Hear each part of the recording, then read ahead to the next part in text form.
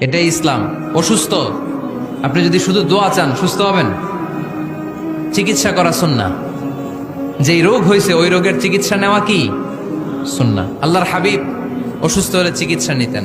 হাতে একবার বিচ্ছু কামড় দিল আল্লাহর হাবিবের আঙ্গুলে, তিনি রেগে গেলেন, ব্যথা পেলেন, আর বিচ্ছুরে বললেন, আরে বিচ্ছু, মানুষও চিনোস না, নবীও চিনোস না, কোথায় কামড় দিতে হবে এটাও জানোস না।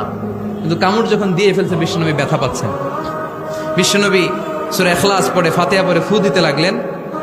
আর আম্মাজান আয়েশাকে বললেন, লবণের পানি গরম দিয়ে ঢালতে থাকো। আম্মাজান আয়েশা লবণের পানি আনলেন। লবণের গরম পানির ভেতরে সোডিয়াম ক্লোরাইড আছে, ন্যাচারাল পেইন কিলার, ব্যথা নাশ করে। আম্মাজান আয়েশা গড়গড় করে লবণের পানি ঢালতে লাগলেন। আল্লাহর হাবিব কোরআন পরে ফু দিতে লাগলেন। পানি ঢালা শেষ, গড়গড় করে লবণের পানি ঢালা শেষ, বিশ্বনবীর দোয়া পড়া শেষ, এর মধ্যে আঙ্গুলের ব্যথাও শেষ। কারণ দুইটার সমন্বয় হয়েছে, দোয়াও আছে, দাওয়াও